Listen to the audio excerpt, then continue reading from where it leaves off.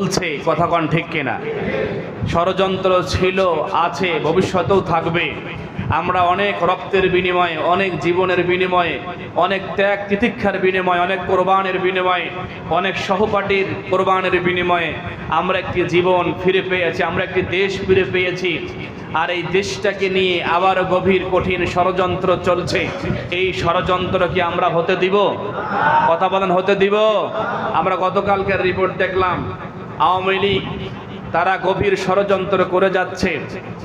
এদেশের বড় বড় দলের বড় বড় নেতাদের সাথে যোগাযোগ করে নিজেদের ভিতরে গ্যাঞ্জাম ফ্যাসাদ বাঁধিয়ে দিয়ে তাদের ভিতরে হয়তো দু চারজনকে মার্ডার করিয়ে দিয়ে দেশে একটা অস্থিতিশীলতা সৃষ্টি করে দিয়ে তারা আবার নতুন করে দেশটা ষড়যন্ত্র করতে চায়। আমরা আর কোনো ষড়যন্ত্রের কবলে পড়তে চাই না, কথা কন ঠিক কিনা? এদেশ ইসলামের দেশ, কোরআনের দেশ, মুসলমানের দেশ। এদেশে মুসলমানের কোরআনের আইন অনুযায়ী চলতে হবে, থাকতে হবে। এটার বিপক্ষে যারাই দাঁড়াবে ঠান্ডা মাথায় বোঝাবো, না বুঝলে মাথা গরম করতে বাধ্য হব, কথা কন ঠিক কিনা? প্রিয় বন্ধুগণ, আমরা দেখেছি বাংলাদেশের গত 14 বছর জালিমের জেলখানায় বন্দী ছিলেন বিশ্ব ইসলামী আন্দোলনের অন্যতম সিফা সালার রাহাবার, একজন আলেমে দ্বীন, ইসলামী আন্দোলনের অন্যতম রাহাবার, মজলুম জননেতা এটিএম আজহারুল ইসলাম 14 বছর পরে জামিনে মুক্তি পেয়েছেন। এটা আমরা বেজান না খুশি? বেজান না খুশি? যদি খুশি হয়ে থাকে আলহামদুলিল্লাহ বলি। বন্ধুরা আমার, যদি আপনি আলেমদের জামিনে আলহামদুলিল্লাহ বলতে না পারেন, আপনার মতো কপাল পোড়া মানুষ আসমানের নিচে জমিনের উপরে আর আছে কিনা সন্দেহ আছে, কথা কোন ঠিক কিনা? কারণ আলেমদের জামিনে, আলেমদের মুক্তিতে, আলেমদের ভালোতে যারা আলহামদুলিল্লাহ বলতে পারে না, তারা আল্লাহর কাছে ঘৃণিত, নিকৃষ্ট, পতিত, পতিতলিত, কথা কোন ঠিক কিনা? প্রিয় উপস্থিতি, আমাদের আজহার ভাই মুক্তি পেয়েছেন, সেজে দলেরই হোক। মুক্তি পাওয়ার পরে এদেশের কিছু বাম রাম তাদের বংশধর গোড়া বিভিন্নভাবে তারা বিভিন্ন জায়গায় নেমেছেন। আসলে ওটা মানুষ না অন্য কিছু আল্লাহ ভালো জানে, কথা কন ঠিক কিনা? তারা আন্দোলন করে, 2-4 জন আন্দোলন করে তারা রাজাকার বলে আখ্যায়িত করছে। আমরা তাদেরকে স্পষ্ট ভাষায় বলে দিতে চাই, আমরা কোনো বিশৃঙ্খল চাই না, উচ্ছৃঙ্খল চাই না, দেশকে অস্থিতিশীল করতে চাই না। দেশ ভালো থাকুক, শান্ত থাকুক, ভালো মতো চলুক, ন্যায় ইনসাফ ভিত্তিক চলুক, কোনো প্রকার বৈষম্য থাকবে না। এটা আমাদের স্বপ্ন, এটা আমাদের আশা। এই স্বপ্ন যারা বাধা দিবে তাদের সাথে আমাদেরকেও প্রতিহত করতে হবে, কথা কন ঠিক কিনা?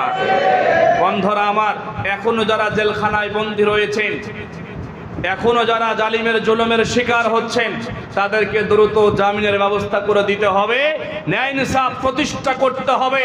কারণ যে রক্তের উপর দিয়ে যারা এই দেশের ক্ষমতার মধ্যে বসেছে, এই রক্ত ঘাম শুকানোর আগে এই রক্তর প্রতিশোধ দিতে হবে, কথা কোন ঠিক কিনা? আপনারা 71 নিয়ে কথা বলেন, আমরা 71-এর পক্ষে কোনো সমস্যা নাই। 71 তো অনেক আগে চলে গিয়েছে। 71-এর বিচার যদি আপনারা করার জন্য মরিয়া হয়ে ওঠেন, আজ থেকে 8 মাস আছে জুলাই বিপ্লব করতে গিয়ে 2000 ভাই বোন জীবন দিয়েছে। এদের রক্তের গন্ধ কোনো শুকায় নাই। এদের বিচার দৃশ্যমান করতে হবে, কথা কোন ঠিক কিনা? এদের বিচারগুলো বাদ দিয়ে এদের রক্তের সাথে বেঈমানি করে এরা এখনো অনেকেই পঙ্গুত্ব বরণ করে বিভিন্ন জায়গা রয়েছে, হাসপাতাল রয়েছে, তাদেরকে তোমরা বিচার না করে তোমরা শুধু 71 নিয়ে কথা বলছো, আমাদের বুঝতে আর বাকি নাই। তোমরা ওইটা কথা বলার মানেই হলো 24টাকে তোমরা ধামা চাপা দিয়ে দূরে সরানোর ষড়যন্ত্র করছো, কথা কোন ঠিক কিনা? এই জন্য আমার আল্লাহ আছে না নাই? আছে না নাই? যে শাহবাগ আলেমদের বিরুদ্ধে, ইসলামের বিরুদ্ধে, কোরআনের বিরুদ্ধে কথা উঠেছিল, আলেমদের বিরুদ্ধে স্লোগান দিয়েছিল, যে শাহবাগ তারা বেশ্যাখানায় পরিণত করেছিল, ওই শাহবাগরাই আজকে দেখেন বাংলাদেশ থেকে হারিয়ে গিয়েছে, অথচ যাদেরকে শাহবাগে আন্দোলন করে ফাঁসির কাছে ঝুলিয়ে দিয়েছিলেন সেই মজলুম জননেতা এটিএম আজহারুল ইসলাম ভাই সেই শাহবাগে জামিন হয়ে বক্তব্য দিয়েছেন। কথা কোন ঠিক কিনা? এই জন্য এখান থেকে আমাদের শিক্ষা নিতে হবে যে আমার আল্লাহ আছে না নাই, আছে না নাই। গতকালকে একটা ছবি ইন্টারনেটে কঠিন ভাইরাল হয়েছে, আমি প্রথম অবস্থায় চিনতেই পারি নাই, ভাবছি যে ফিরাউনের ছবি হবে কিনা।